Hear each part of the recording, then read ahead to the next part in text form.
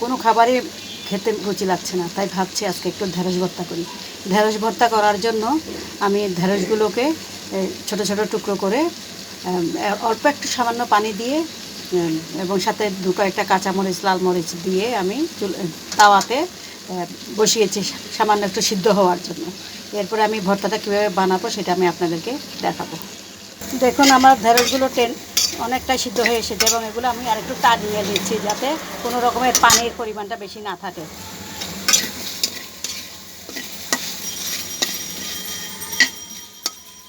ভর্তা খেতে খুবই রুচি বেড়ে যায়, ভর্তা খেয়ে মানুষ ভর্তা দিয়ে অনেক ভাত খেতে পারে। তাই আজকে ঢেঁড়স ভর্তা বানিয়ে দেখাচ্ছি কীভাবে আপনারা ঢেঁড়সটা ভর্তা করে বেশি বেশি পরিমাণ মানে খাবারের রুচি ফিরিয়ে আনতে পারবেন। আমার ঢেঁড়সগুলো আমি ভর্তা বানানোর ডিশের ভিতরে প্রথমে নিয়ে নিয়েছি। এখন আমার এই ভর্তাটা বানাতে, এই ঢেঁড়স ভর্তাটা বানাতে আমার যা যা লাগবে সেই বিষয়গুলো আমি আপনাদেরকে জানিয়ে দিচ্ছি। আমার লাগবে পেঁয়াজ কুচি, তারপরে স্বাদমতো লবণ, সামান্য একটু গোলমরিচের গুঁড়ো, তারপরে রেড চিলি ফ্লেক্স বা লাল মরিচের সামান্য একটু, এবং কাঁচা মরিচ ও কিছুটা মরিচ, লাল সবুজ মিলিয়ে কিছুটা মরিচ আমি ঢেঁড়সের সাথে হালকা সিদ্ধ করে নিয়েছি। এবং আরও লাগবে সরিষার তেল, এই যে এটা সরিষার তেল, এই সরিষার তেলটা আমরা দিয়ে ভর্তা করব। এখন আমি দেখাচ্ছি কিভাবে আমি ভর্তাটা তৈরি করব। প্রথমে আমি কাঁচামরিচগুলোকে আমি হাত ধুয়ে পরিষ্কার পরিচ্ছন্ন করে হাত ধুয়ে কাঁচামরিচগুলোকে আমি সুন্দর করে এই লবণ দিয়ে ভালো করে মাখিয়ে নিব সবগুলো মশলার সাথে। এবং পেঁয়াজগুলো আমি একসাথে মেখে নিব। বাকি কাঁচামরিচ যেগুলো একদম কাঁচামরিচ সেগুলো আমি মেখে নিব এখানে। মেখে নিয়ে লবণ সহ আমি এগুলো সব ভালো করে মেখে নিব। ভর্তা দিয়ে ভাত খেতে যে কতটুকু মজাদার, এবং ভর্তা দ্বারা কত ভাত যে খাওয়া যায়, এবং অন্য কিছুই লাগে না ভর্তা থাকলে সাথে। এবার আমি সরষের তেলটা ঢেলে দিচ্ছি এখানে। এবার আমি বাকি ঢেঁড়সগুলোকে আমি হালকা সিদ্ধ করে ঠান্ডা করে নিয়েছি। এখন এগুলোকে আমি মরিচ এবং বিভিন্ন রকমের যে বিষয়গুলো রেখেছি,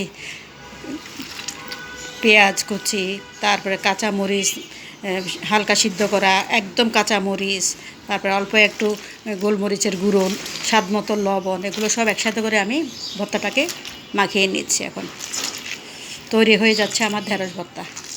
দেখুন কি অসাধারণ, দেখতেও কত সুন্দর।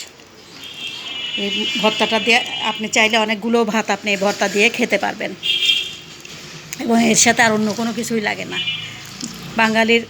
বাঙালি খাদ্য গুণ সম্পন্ন যে সমস্ত জিনিসগুলো বাঙালি খায় সেগুলোর ভিতরে ভর্তা একটা অসাধারণ খাবার, এবং সেটা যে কোনো কিছু দিয়ে হতে পারে, যেমন আলুর ভর্তা বা অন্য যে কোনো কিছুর ভর্তা, মরিচ ভর্তা, পেঁয়াজ ভর্তা। এবং আজকে আমি বানিয়ে দেখাচ্ছি আমার ঘরের যেই সবজিটা ছিল, যেমন ঢেঁড়স, এই ঢেঁড়স দিয়ে আমি আজকে এই ভর্তাটা বানিয়ে দেখাচ্ছি। এরকম ভর্তা দিয়ে খুব সহজে আপনারা অনেকগুলো ভাত খেতে পারবেন, এবং অন্য কোনো কিছু মাছ মাংসের সেখানে কোনো লাগবেই না। ভর্তা এমন একটা জিনিস, বাঙালি ভর্তা খেতে খুব পছন্দ করে। আজ আমি আপনাদেরকে এই ঢেঁড়স ভর্তাটা বানিয়ে দেখালাম, এবং আপনারা এভাবে ভর্তা বানিয়ে খাবেন। ঢেঁড়স ভর্তা খুবই মজাদার, খুব ভালো লাগে খেতে, একটু হালকা হালকা পিছলা পিছলা, কিন্তু খেতে খুবই ভালো লাগে। ঢেঁড়স ভর্তা দিয়ে আজকে আমরা ভাত খাবো। এবং আপনারাও আশা করি এই রেসিপিটা দেখার পর, ঢেঁড়স ভর্তা রেসিপিটা দেখার পর আপনারাও নিজেরা বাসায় বসে এরকম রেসিপি তৈরি করবেন, এবং পরিবারের সবাইকে নিয়ে অনেক আনন্দ করে ভোজন করবেন। আনন্দ করে দুপুরের ভোজন বলেন, রাতের ভোজন বলেন, যেটাই করেন, অনেক মজাদার ভর্তা দিয়ে বেশি বেশি করে মানে সম্পন্নভাবে মজাদার এই ভর্তাটা দিয়ে আপনারা খাবেন। আশা করি ভিডিওটা আপনাদের সবারই ভালো লেগেছে, এবং যদি ভালো লাগে আমার ভিডিওতে একটা লাইক দিবেন, শেয়ার করবেন, এবং আমার ইউটিউব চ্যানেলে সাবস্ক্রাইব করবেন পরবর্তী রেসিপিগুলো জানার জন্য, এবং বেল আইকনে ক্লিক করে রাখবেন। সবাইকে অশেষ ধন্যবাদ ভর্তা রেসিপিটা দেখার জন্য। সবাই ভালো থাকবেন। আল্লাহ হাফেজ।